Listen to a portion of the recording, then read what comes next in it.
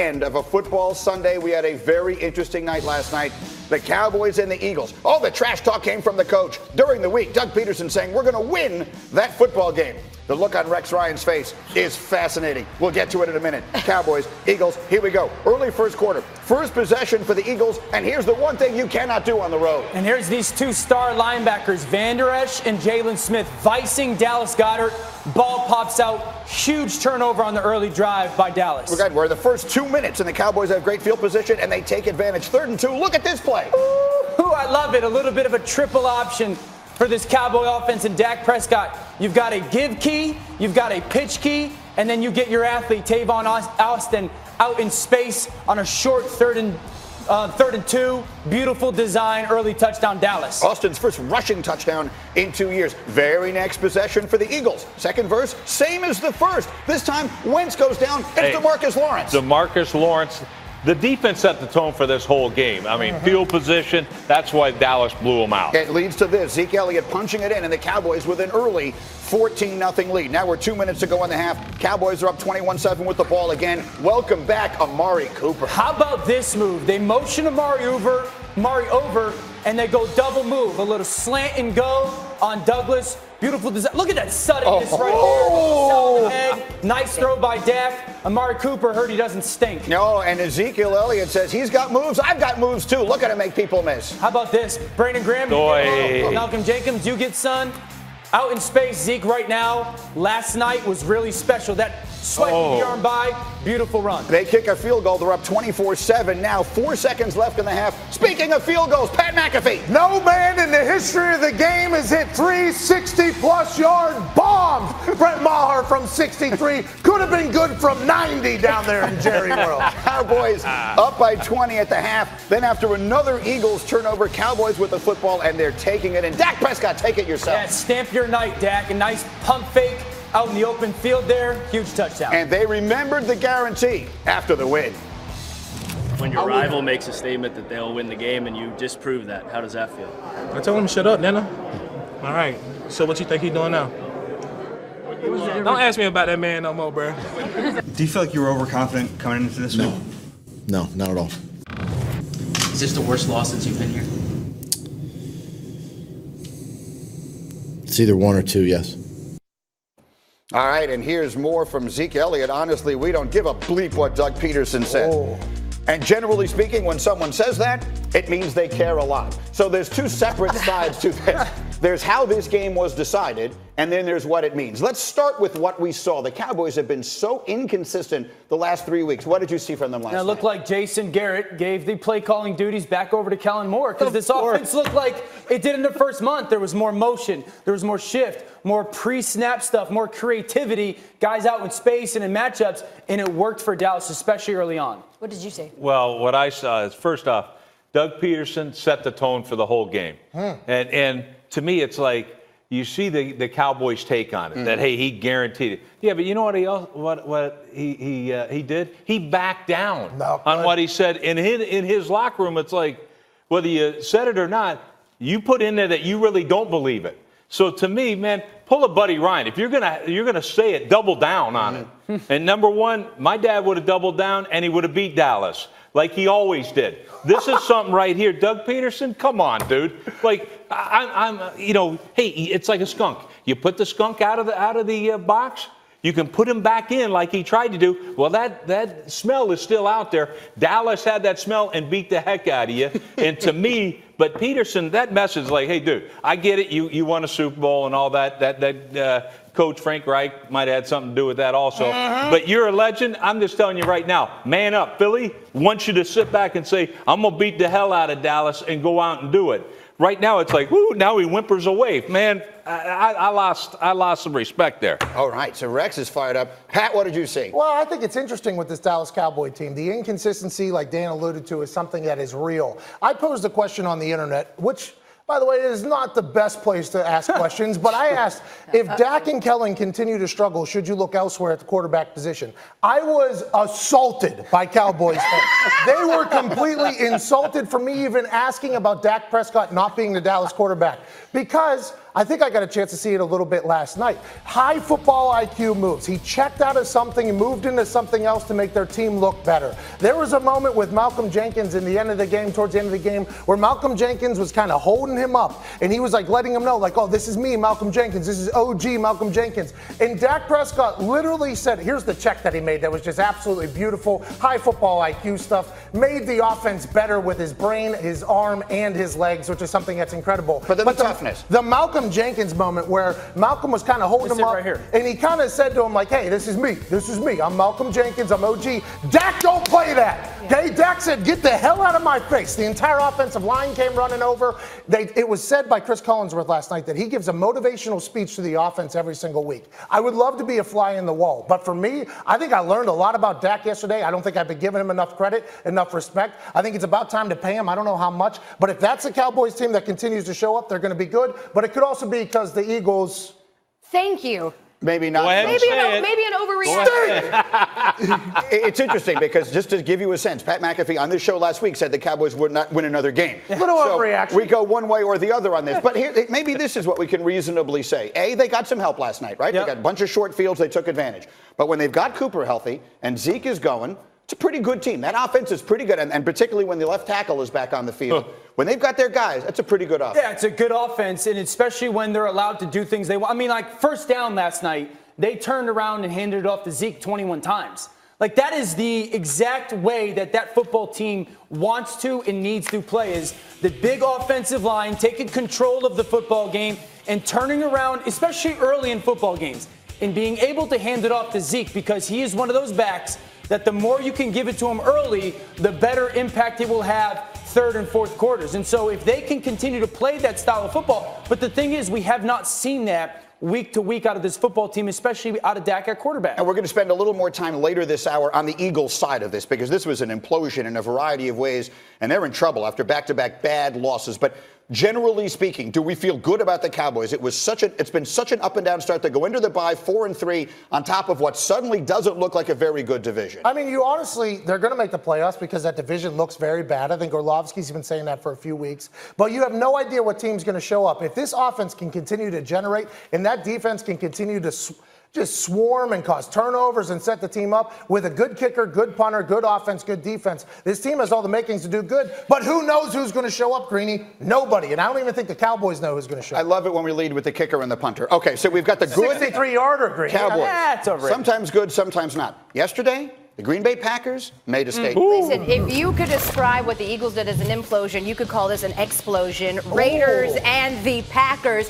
Who was the better Aaron here, Dan? I'm going to say Aaron Jones, because the ball's thrown a little bit on the inside. The ability to track the ball, turn his body, find it again, and make that catch. So impressive. Then let's give this one to Aaron Rodgers, I would say, as he connects with Jake Kumaro, right? Yeah, move the safety towards the middle of the field, and then an absolute dime right over the right shoulder of Kumaro. He makes a great catch, and then the tightrope leap to get that ball inside the pylon. Rodgers, Matt LaFleur, obviously pretty happy. They're in sync. Third quarter we go. It's Rodgers to Jimmy Graham. Keep in mind, they don't have Devontae Adams, coach. How are you supposed to defend this? I have no idea. Aaron Rodgers is phenomenal. But the thing I like most is the head coach put a hat on. He looks better. I love that that's your biggest takeaway. And then here it is, Rodgers connecting with Marquez Valdez-Scantling. 5 touchdowns for Rodgers through the air, most since 2015. He also ran one in. And the Packers absolutely rout the Raiders. 42-24 was the final. Speaking of Aaron Rodgers and that performance, an absolute explosion. He accumulated more total touchdowns yesterday than he did in the team's previous 4 games combined. He also made a career high with 2 50-yard completions on the day. So I will start with you, Dan. To what do you attribute what we saw yesterday from Green Bay? Well, yesterday was the head coach and the play caller almost being like a pitcher and catcher in baseball. A lot of times we watch a catcher give a signal to a pitcher and he waves it off. That was not the case. This was one of those times where you watched a pitcher never wave off the catcher, meaning on the same page the whole time. They're seeing the game the same way yesterday, where Matt LaFleur is making calls to, hey, I'm making this play call to get the ball out of your hand quickly. This is not a ball that we're going to throw downfield. So he's getting it out quickly to tailbacks and quickly to some tight ends. And as a quarterback, when you're operating the offense like this and it's getting out of your hands so quickly, you're telling the play caller, I'm seeing this the same way you are. And then as a play caller, you go, okay, then I feel good about taking some shots downfield with some play action pass and trusting your quarterback. This right now is perfect symphony between play caller and quarterback. Yeah, and we never saw that early in the year. I mean, let's face it. Yeah. So we finally saw it. First game that we've seen that offense really click. And guess what? They've lost one game all season because their defense has been there the whole year. They create turnovers. And now you talk about a message to the entire league. This is absolutely scary because if Aaron Rodgers can be the Aaron Rodgers that we know, and we mentioned it. Hell, you mentioned there's no Devontae Adams. Oh, your best receiver that he's not out there? You got guys that never even practiced during the week, and he's going to put up these kind of numbers? I mean, it is scary. They're running the football better than they have in recent years. Their defense certainly playing better than they have. And now Aaron Rodgers is back to being him. It's scary. As a best friend of Aaron Rodgers, he and I played golf together in the Bahamas. No big deal. We won there. After the first game against the Chicago Bears, I think whenever you saw him kind of light up with his eyes and his personality after an abysmal performance by that offense, and he said, we have a defense. You could see that something special was possibly going to start brewing there. If him and LaFleur could get on the same page, which I would argue in Dallas they did, given Aaron Jones 4 touchdowns there, the offense started working. Aaron started showing some trust. But I think Aaron's big thing is he kills him with indifference. He never gives any answers with any real depth in it. All he's been talking about is how much fun they're having, how good the defense is, how well-rounded the team. The last time Aaron Rodgers was gifted a top 10 defense was in 2010. They won the Super Bowl. So now you got hot Aaron Rodgers. You got a great defense, good special teams. I've been saying it for a few weeks. I think the Green Bay Packers are going to represent the NFC in the Super Bowl, and I think this is going to be the start of something beautiful with LaFleur and Aaron Rodgers. Aaron never had to learn a new offense until this year, so there was obviously going to be some stumbling off the blocks, but now we're getting a chance to watch Aaron Rodgers dominate, which is going to be fun for the rest of the league. Let me say one other thing here, and not taking anything. Rodgers was brilliant. They look great right now. They feel like the team to beat in the NFC. But there was one play that completely turned this game yesterday, and it was this play by Derek Carr. If you weren't watching, this game was back and forth and back and forth, and the Raiders were matching them score for score. And as he is diving, by the way, this is going to be a first down. This is not a fourth down play. My 16-year-old son on the couch screams, don't hold the ball out like that. Now, I happen to hate this rule. I think they should change the rule. But we know it's the rule. Rex, what is he doing extending the ball in his left-handed, completely turns the game? It's such a boneheaded play. It's not even funny. And if it was the first time he ever did that, then you might say, well, he's going to learn from it. Well, he's already done this before. This isn't the first time this has happened. But you're right, Greeny. It totally flipped momentum. And is momentum important in games? Oh, my gosh. And it was over. As soon as he fumbled that ball, the game was over, in my opinion. Yeah, I mean, you've heard Bill Belichick talk, and when he teaches his players and his quarterbacks how to handle this situation, he says there's really 2 times that you can reach the ball out: 4th down and 2-point conversion. Other than that, it's never really worth it. And a lot of guys get away with it, and this situation never happens until it happens to you. Stupid rule. Like, you should not get penalized. If the ball is on the 40-yard line and this happens, the ball just goes back to where the fumble happened. It should not be a turnover. Go ahead and ask me. Go ahead. Go ahead and ask me. Like the rule? Of course I do. Rex it's a chance for a defensive thing, for not making a play. I'm saying this. I mean, it is crazy, but it's been in the rule book forever. And you know it as a player. We saw earlier the guy dives across to get it. Yeah, what's he got? He's got 2 hands on the football. Right. Correct. Like, that's the thing where nobody makes this mistake. We see it time and time again. You've got to teach them, and for some reason, it never registered for this guy. Final thought, Pat. Go ahead. Ball security is job security, Dan. Thank you very much. I've never heard it. So we had that. Again, the way Rodgers played, they were going to win anyway. But that was a terrible play, and it completely changed the game. Now we get to Saints, Bears, Mitchell Trubisky. Pat, what do we think of him? A lot of people are saying, oh, brother, this guy stinks. He probably does.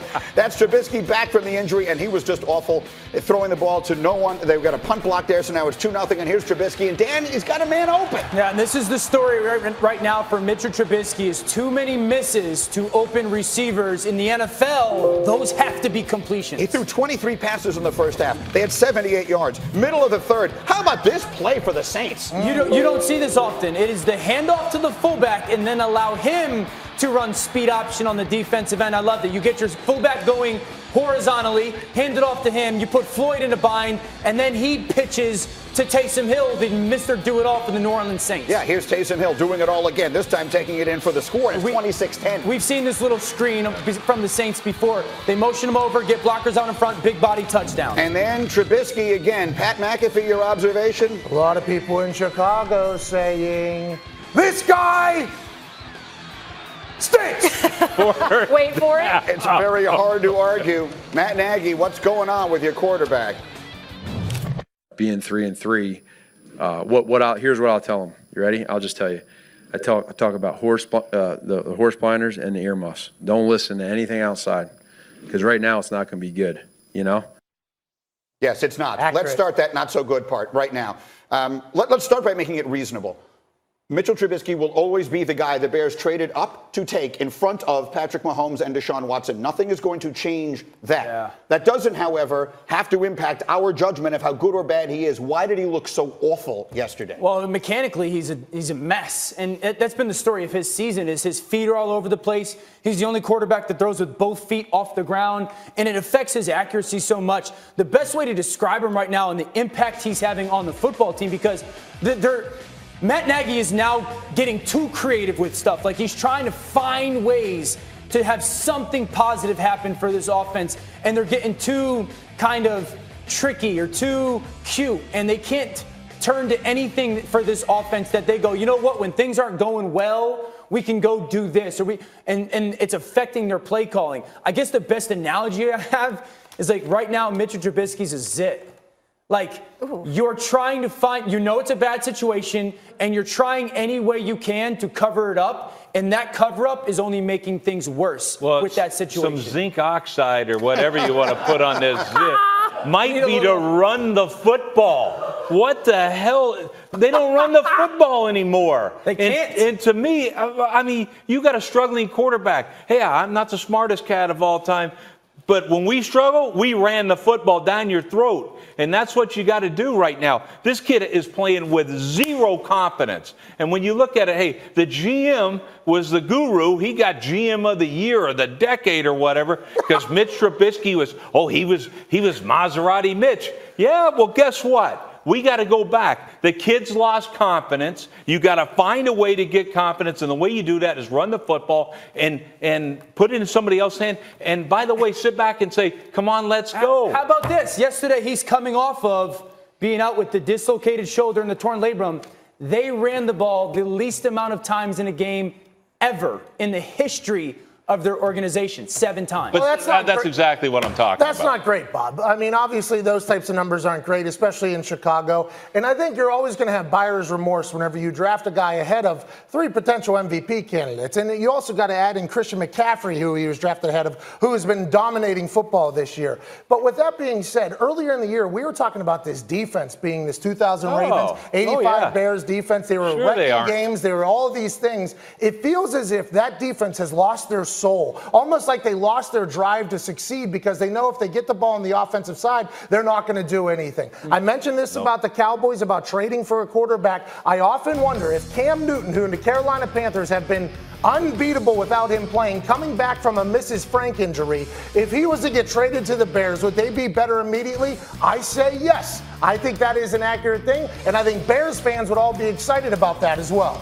I feel like we would be remiss, though, if we talked about this game and we didn't mention for 1 second what Sean Payton did yesterday. Oh, yeah. Because it's a lot about what the Bears didn't do. He didn't have Alvin Kamara. He doesn't have Drew Brees. And meanwhile, he went toe-to-toe with that Chicago and absolutely railroaded them. Can we talk about what they did and what the Saints are currently doing? Yeah, I mean, that's half your roster's not there. And yet, you know how they won? They dominated both lines of scrimmage with their offensive line and their defensive line. They totally dominated this tough Chicago Bear team that to me looks like paper champions. Yeah, right now they're the best team in football, and Sean Payton's the second best coach in football right now.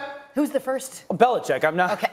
Bill Belichick's the best coach in football, but Sean Payton's the second best right now. Best team in football, Aaron Rodgers on line 2 may have another idea. Okay. Yeah, how about We're the 49ers? Just getting started. China versus the NBA was the story of this preseason. How will the league navigate this time? Adam Silver is here. We'll talk about it live in just a few minutes.